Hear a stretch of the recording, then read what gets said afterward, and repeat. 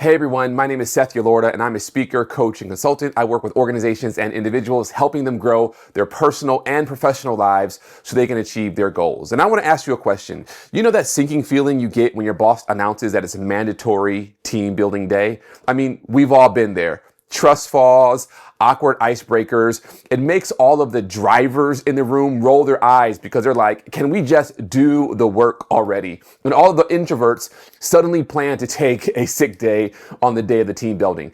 But I just want to let you know that team building doesn't have to suck. In fact, when it's done right, it can transform your workplace culture. And so today I'm going to be sharing 5 exercises that actually work, and more importantly, why most team buildings fail spectacularly. I want to welcome you back to the channel. Before we dive in, a quick question. What's the worst team building exercise you've ever endured? I want you to drop it in the comments and I'm going to be sure to read every single one. Now, if you're new here, hit the subscribe button for more content on building better workplaces without the corporate cringe. All right, let's dive in. Let's address the elephant in the room. Why does team building have such a horrible reputation? Well, I think it's because of one of 3 reasons. First of all, a lot of times it just feels performative.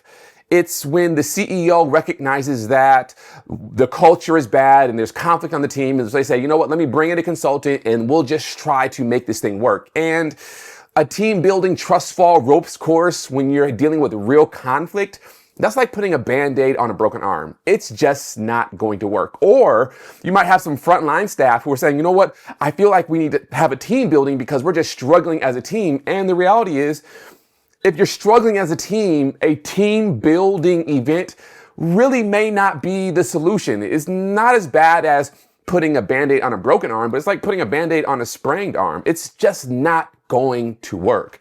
So the first reason is because it's really just performative for a lot of people. The second reason is because it really doesn't address workplace dynamics. You can't fix a communication issue with a ropes course when the real problem is the person in accounting doesn't respond to emails, or the person in sales throws everyone under the bus every chance they get. So team building really doesn't address the core workplace issues that a lot of teams are facing. And then third is that most team building offsites are just that. They're offsite and it's a one-day event. And they do have a place, and we're gonna get there. But if you're addressing some conflict on your team, if you're addressing some crisis on your team, if there's some type of systemic issue that's like percolating around your team, having a ropes course and having a team building offsite, building castles in the sand, which I've done, and I've led teams to do that. All of those things are great, but those things really won't address the core issue. Real team building isn't just an annual retreat. It's an ongoing process. It's like, okay, let me say it like this. If you're treating team building like an annual retreat, that's like going to the gym one day a year and wondering why you're not getting stronger. It's just not going to happen. So I want to give you some exercises that actually will address some of those fundamental flaws that we've just called out. They're authentic, they tackle real issues, and they create lasting change. So the first exercise is what we call the 2-minute appreciation round. 2-minute appreciation round. This one's deceptively simple, but incredibly powerful. And here's how it works. Once a week, at the end of your team meeting, I want you to spend about 2 minutes or so having members specifically appreciate something a colleague did.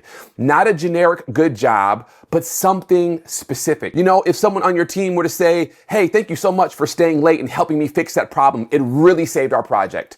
That is what we're talking about. Now, I want to tell you why this works.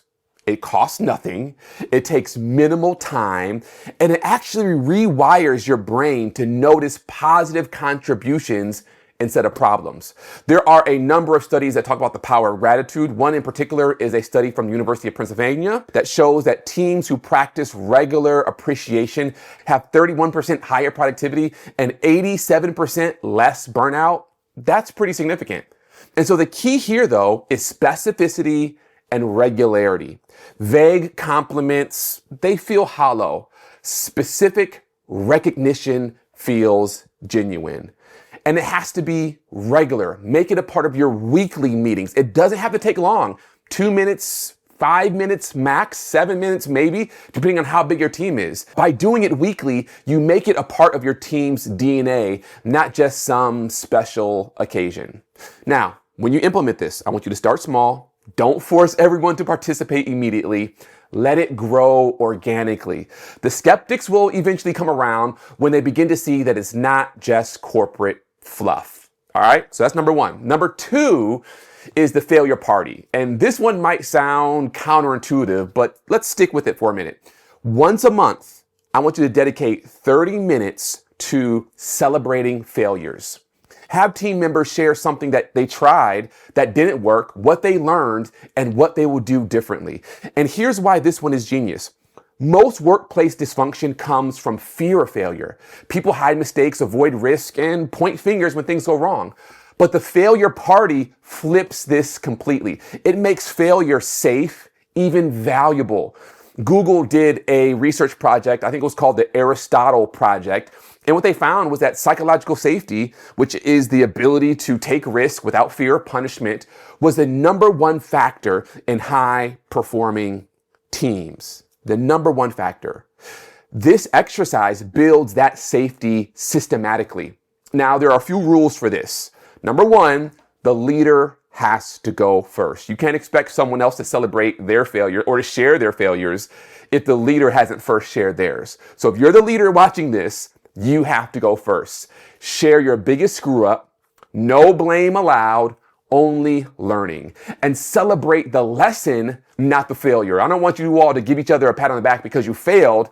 I want you to give yourself a pat on the back because of the lesson that you learned from that failure. And if you want to take it a step further, just imagine if you actually gave out a Nobel Fail Prize. You know, like the Nobel Peace Prize, but Nobel Fail Prize. Okay, this would be a ridiculous trophy for the most instructive failure of the month.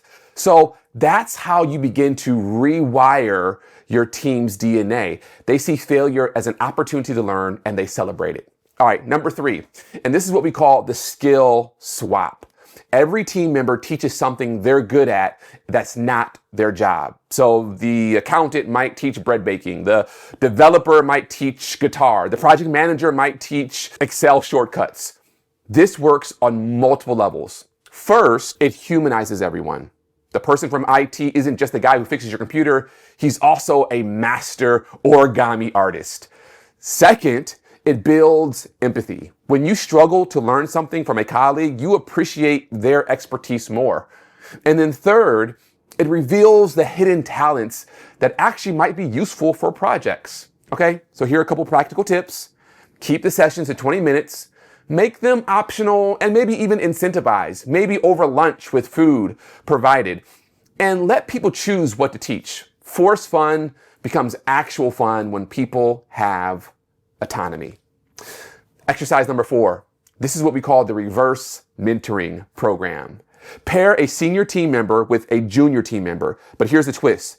The junior team member is the mentor.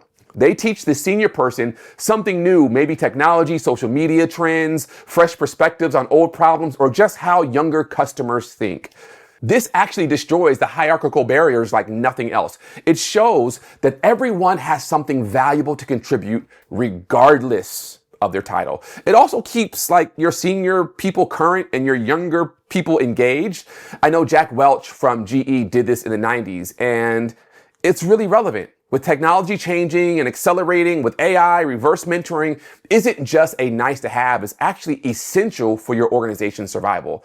So make it formal but flexible. Set up maybe 30-minute sessions, give pairs who are working together topics to explore, and most importantly, make it clear that the senior person is the student in these sessions. Real learning requires humility, and once again, the senior leader must model it. All right, number 5. This is what we call the cross-functional project sprint. Once a quarter, create small teams mixing people who never usually work together. Give them a real problem to solve, something that affects the whole organization but isn't any one specific responsibility. Maybe it's solving the office kitchen situation or streamlining the expense report or planning the company holiday party. This project should be meaningful but not mission critical. You want stakes, but you don't want stress. Give them 2 weeks and a small budget, present solutions to leadership, and actually implement the best ideas.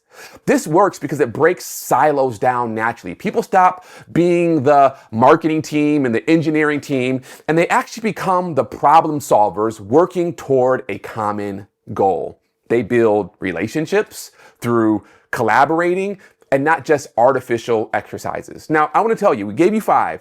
Here's why these 5 exercises succeed where others fail. Because they follow 3 critical principles. Number 1, they're integrated into your regular work, not separate events.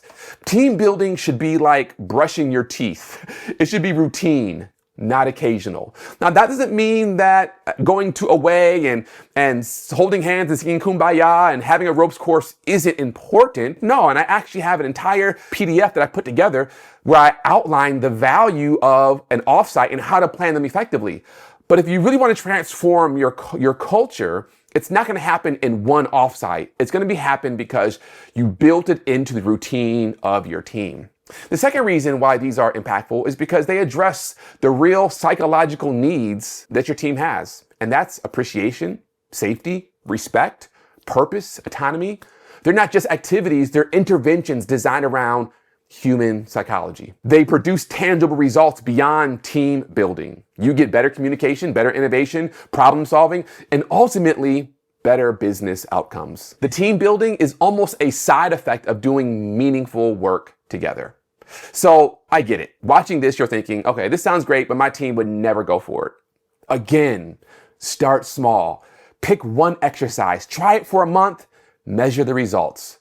The best team building doesn't feel like team building at all. It just feels like a better way to work. Now, I'll be interested. Which exercise are you going to try first? Let me know in the comments. And if you found this to be helpful, hit the like button.